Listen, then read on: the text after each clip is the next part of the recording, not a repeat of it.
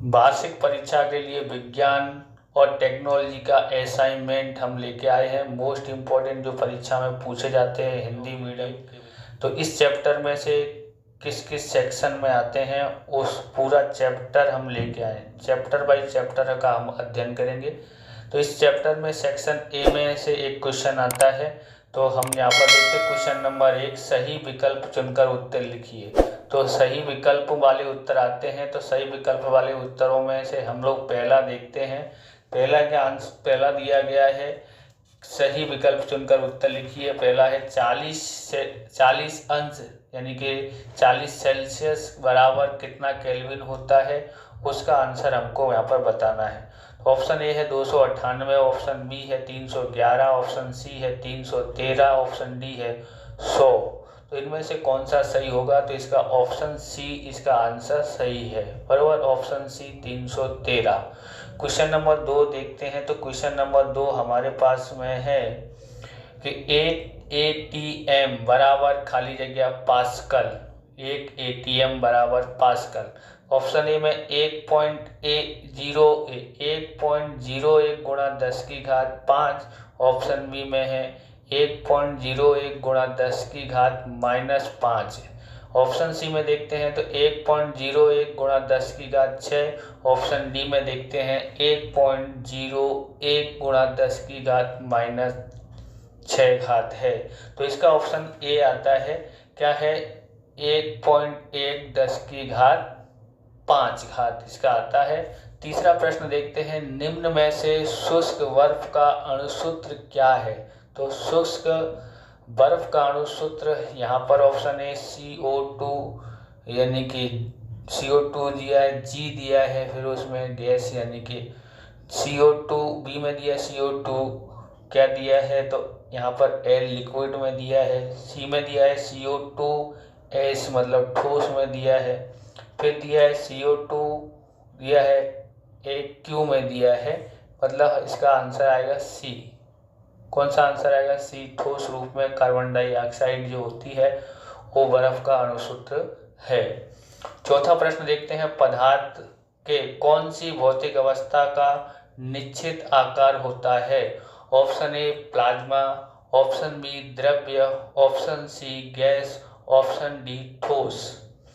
तो इसका सही आंसर आएगा, चौथे का सही आंसर है डी, ऑप्शन डी ठोस। पांचवा प्रश्न देखते हैं, गर्मियों में मटके का पानी ठंडा रहता है, यह क्रिया किस घटना के साथ जुड़ी हुई है? ऑप्शन ए है प्रसरण, ऑप्शन बी है बाष्पीभवन, ऑप्शन सी है परिवहन और ऑप्शन डी है आश्रिति। तो इसका आंसर सही आएगा बी, बाष्पीभवन इसका आंसर आता है। ओके, इस तरह से हम लोग यहाँ 5 क्वेश्चनों का अध्ययन हमने कर लिया है। अब हम छठा देखते हैं। तो छठा क्वेश्चन जो है हमारे पास यहाँ 7वां, 8वां और छठा, तो हम लोग इसके भी आंसर देखते हैं। छठा है, नीचे में से किस रूपांतरण में ऊष्मा मुक्त होता है? ऑप्शन यहाँ पर होता है नंबर 1 संघनन, नंबर 2 बाष्पीभवन, नंबर 3 धारण यानी नंबर 4 गलन। तो ऑप्शन ए में है सिर्फ 1 में से, ऑप्शन बी है 4 में से, ऑप्शन सी है 1 और 2 में से, ऑप्शन डी है 2 और 4 में से। तो इसका सही आंसर जो होगा वो सी है। कौन सा होगा? ऑप्शन सी, 1 और 3 में से क्या हो सकता है? रूपांतरण हो सकता है, ऊष्मा मुक्त हो सकता है। यानी पहला कौन है? संघनन में, तीसरा है धारण में। ओके, 7वां देखते हैं। तो फ्लोरोसेंट ट्यूब और नियोन बल्ब प्रकाशित रहता है, इसके लिए कौन सा कारण जिम्मेदार है? तो इसके अंदर कौन सा कारण जिम्मेदार है वो हम देखते हैं। ऑप्शन ए है बीज यानी विद्युत धारण करने वाले कणों की उपस्थिति, ऑप्शन बी है वायु का बढ़ना, ऑप्शन सी है ऊंचा तापमान, ऑप्शन डी है ऊंचा विद्युत प्रवाह प्रसार करना। तो ऑप्शन ए इसमें आएगा, ऑप्शन ए विद्युत धारण करने वाले कणों की उपस्थिति में। 8वां देखते हैं, बर्फ की गलन मुक्त ऊष्मा का मूल्य लिखिए। तो ऑप्शन ए है 33.4 गुणा 10 की घात 5 जूल किलो -1 दिया है। ओके, फिर बी में देखते हैं 22.5 गुणा 10 की घात 5 जूल किलो -1 घात। ओके, सी में दिया है 33.4 गुणा 10 की घात 4 जूल किलो ग्राम -1 घात है। डी में दिया 2.25 गुणा 10 की घात 4 जूल किलोग्राम -1 घात है। तो इसका आंसर आएगा कि 33.4 कितना है 33.4 गुणा 10 की घात 4 जे किलोग्राम -1 घात, मतलब ऑप्शन सी इसका आंसर आता है। ओके, अब क्वेश्चन नंबर 2 में एक वाक्य में उत्तर में भी इसके प्रश्न पूछे जा सकते हैं।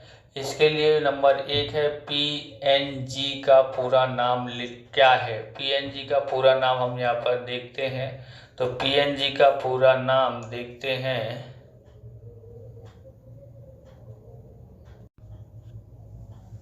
तो उत्तर है प्रेशराइज्ड नेचुरल गैस। तीसरा प्रश्न है किस पदार्थ के अणु के बीच सबसे ज्यादा अंतर आणविक बल होता है। नंबर 2 है पास्कल, इसका आंसर दूसरे का है दाब का एसआई मात्रक बताइए। तो दाब का एसआई मात्रक है पास्कल। तीसरा है किस पदार्थ के अणु के बीच सबसे ज्यादा अंतर आणविक बल होता है। तो इसका आंसर है, तीसरे का आंसर दिया है तो ठोस के अंदर। चौथा प्रश्न है 391 के बराबर कितना सेल्सियस होता है। तो 118 सेल्सियस होता है। पांचवा देखते हैं निम्न में से किस पदार्थ का ऊर्ध्वापातन होता है। Kapoor, potassium permanganate, copper sulphate. तो इसका आंसर सही आता है कपूर के अंदर। छठा है जल के वाष्पीभवन की गुप्त ऊष्मा कितनी है। तो जल के वाष्पीभवन की गुप्त ऊष्मा है 2.259 गुणा 10 की घात 5 जूल किलोग्राम -1 घात। ओके, सातवां है ठोस का एसआई मात्रक बताइए। तो सातवां यानी ठोस का एसआई मात्रक होता है किलोग्राम प्रति मीटर की घात 3। आठवां देखते हैं जल का उत्कलन बिंदु के में बताइए। तो उत्कलन बिंदु के में बताते हैं तो 373 इसका आंसर है। कितना आंसर है इसका 373 इसका आंसर है। क्वेश्चन नंबर 3 देखते हैं रिक्त स्थानों की पूर्ति कीजिए। तो रिक्त स्थानों की पूर्ति में नंबर 1 पानी का गलन बिंदु खाली जगह के है। तो पानी का गलन बिंदु है 273। दूसरा है खाली जगह को शुष्क बर्फ कहते हैं, तो ये है CO2। तीसरा है पदार्थ के प्रति एकम आकार के आयतन को खाली जगह कहते हैं, तो ठोस कहते हैं। चौथा है 1 ATM बराबर खाली जगह टोर, तो 760 होता है।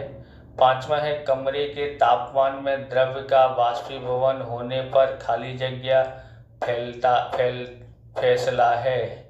तो क्या फैलता है, तो इसका है पांचवे का आंसर नहीं दिया है, देखते हैं छठा देखते हैं।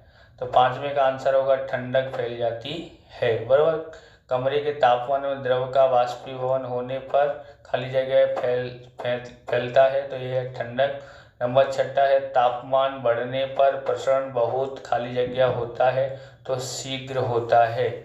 सत्य असत्य देखते हैं। तो सत्य असत्य में दिया है पहला प्रश्न दिया है प्रत्येक पदार्थ का निश्चित आकार होता है, तो असत्य है पदार्थ के प्रति एकम आकार के आयतन को ठोस कहते हैं, असत्य है। तीसरा है कपूर ऊर्ध्वपाती पदार्थ नहीं है, तो ये भी विधान असत्य है। वायु का प्रसरण दर ठोस और द्रव्य से कम होता है, ये भी असत्य है। पांचवा है तेज पवन में कपड़ा शीघ्रता से सूख जाती है, तो ये विधान सत्य है। छठा है सामान्य रूप से ठोस पदार्थ के सामने द्रव्य पदार्थ की सघनता बहुत अधिक होती है, तो ये विधान असत्य है। अगला सेक्शन बी में देखते हैं। सेक्शन बी में से भी इसमें से पूछा जाता है। सेक्शन बी और सेक्शन सी जरूर तैयार करना है। वो ऊपर के जो दिए हैं उनमें से किसी एक भाग में आएगा 1 नंबर में। ओके, अब हम पहला प्रश्न देखते हैं। पदार्थ अर्थात क्या? उदाहरण लिखिए। उदाहरण लिखिए। तो हम लोग यहाँ पर देखते हैं, तो पदार्थ अर्थात क्या, उदाहरण लिखिए। तो आंसर है विश्व में प्रत्येक वस्तु जिस सामग्री से बनती है उसे वैज्ञानिक पदार्थ होते हैं, उसे वैज्ञानिक पदार्थ कहते हैं। या कोई भी वस्तु जो स्थान घेरते हैं तथा उनका द्रव्यमान होता है उसे हम पदार्थ कहते हैं। पदार्थ के उदाहरण हैं जैसे कि पत्थर है, बादल है, तारे हैं, पौधे हैं एवं पशु, पानी की बूंदें, रेत के कण इत्यादि। दूसरा प्रश्न देखते हैं। पदार्थ के कणों में किस प्रकार की लाक्षणिकता होती है? तो आंसर इसका देखते हैं। तो आंसर है पदार्थ के कणों में निम्न प्रकार की लाक्षणिकता होती है।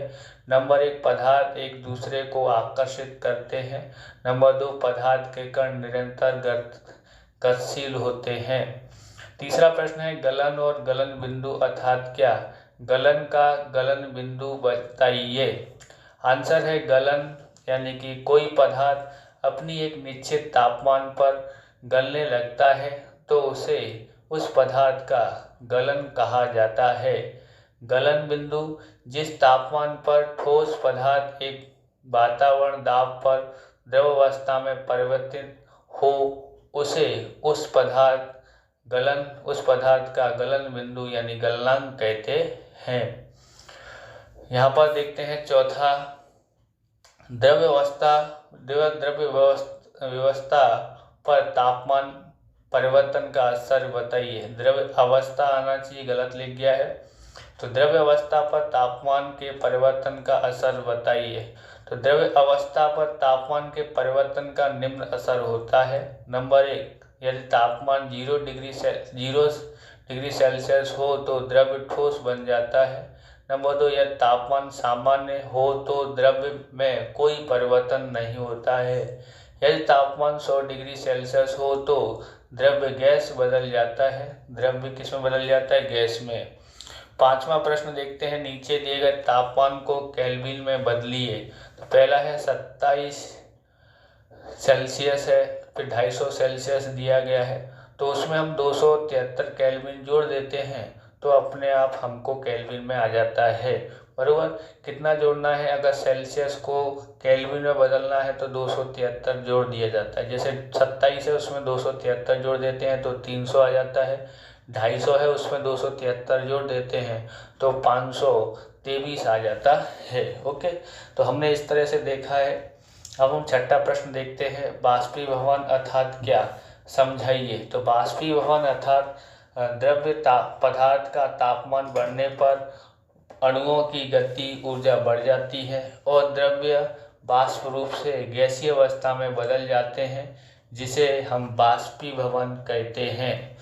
सातवां प्रश्न है। निम्न तापमान पर जल की भौतिक अवस्था क्या है? ऑप्शन ए है 25 सेल्सियस, 0 सेल्सियस और 100 सेल्सियस दिया गया है। तो निम्न तापमान पर जल की भौतिक अवस्था निम्न है। 25 सेल्सियस पर पानी की भौतिक अवस्था द्रव्य में है, 0 पर पानी की भौतिक अवस्था ठोस है और 100 पर पानी की भौतिक अवस्था वाष्प है तथा द्रव्य अवस्था भी संभव हो सकता है।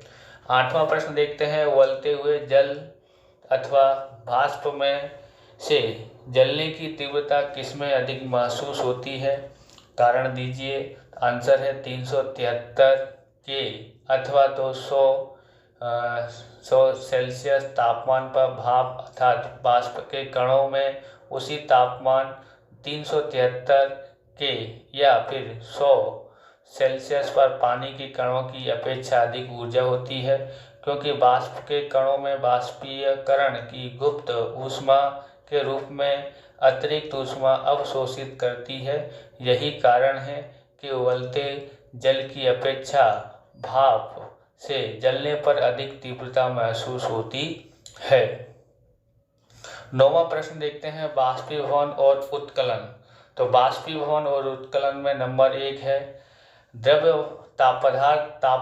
तापमान बढ़ने पर अणुओं की गतिज ऊर्जा बढ़ जाती है और द्रव्य बाष्प रूप में गैसीय अवस्था में बदल जाते हैं, जिसे हम बाष्पीभवन कहते हैं। तो इसका देखते हैं, तो इसका है उत्कलन में एक वातावरण दाब पर निश्चित तापमान पर द्रव्य उबलता है, उस तापमान को द्रव्य का उत्कलन कहते हैं। अब यहाँ पर दूसरा देखते हैं, नंबर 2 बाष्पीभवन यह गैसीय पदार्थ का गुणधर्म है। उत्कलन का देखते हैं, नंबर 2 उत्कलन द्रव्य पदार्थों का गुणधर्म है। तो 10वां प्रश्न देखते हैं, निम्नलिखित को बढ़ते क्रम में व्यवस्थित कीजिए, हवा, शहद, पानी, चौक, रुई और लोहा। तो आंसर है घनत्व के बढ़ते क्रम में वायु लेस देन रुई, लेस देन जल, लेस देन शहद, लेस देन चौक, लेस देन लोहा। और अब हम देखते हैं सेक्शन सी, नंबर 1 पदार्थ की अवस्था क्यों होती है। पदार्थ की अवस्था क्यों होती है, पदार्थ की अवस्था के प्रकार लिखिए, प्रत्येक अवस्था के 3-3 उदाहरण दीजिए। तो आंसर है पदार्थ की अवस्था कोणों की विभिन्न विशेषताओं के कारण होती है। नंबर 1 पदार्थ अवस्था के 3 प्रकार हैं, नंबर 1 ठोस, नंबर 2 द्रव्य, नंबर 3 गैस।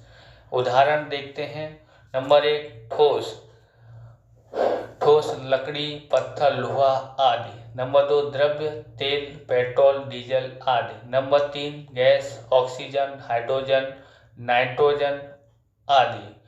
दूसरा देखते हैं, ठोस अवस्था के गुणधर्म लिखिए। ठोस अवस्था के गुणधर्म निम्न है, नंबर 1 ठोस अवस्था में पदार्थ का निश्चित आकार तथा आयतन होता है। नंबर 2 ठोस अवस्था में पदार्थ का बाह्य दबाव का प्रभाव नहीं होता है, अर्थात ठोस अवस्था नगण्य संपीड्यता होती है। नंबर 3 बाह्य बल लगाने पर ठोस पदार्थ टूट जाता है, परंतु उसका आकार बदलता है, इस कारण से दृढ़ होते हैं। तीसरा प्रश्न है, गलन और गलन बिंदु अर्थात क्या। गलन बिंदु क्या दर्शाता है, बर्फ का गलनांक बिंदु केल्विन और सेल्सियस में लिखिए। तो आंसर है गलन, कोई पदार्थ अपनी एक निश्चित तापमान पर गलने लगता है तो उसे उस पदार्थ का गलन कहा जाता है।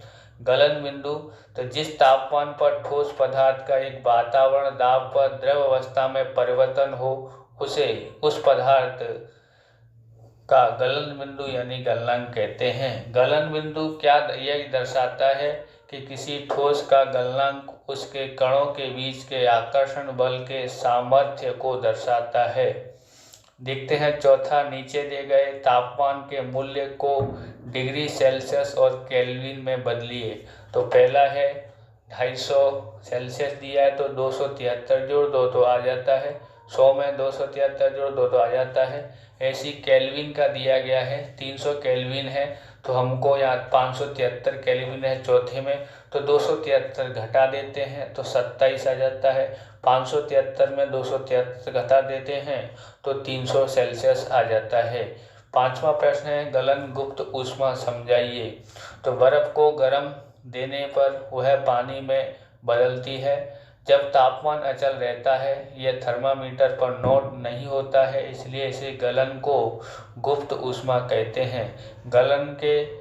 बर्फ के गलन को गुप्त ऊष्मा 0.335 किलो जूल प्रति ग्राम होती है। इस तरह से आज हम इस वीडियो को समाप्त करते हैं। मिलते हैं अगली वीडियो में। जय हिंद, जय भारत, वंदे मातरम।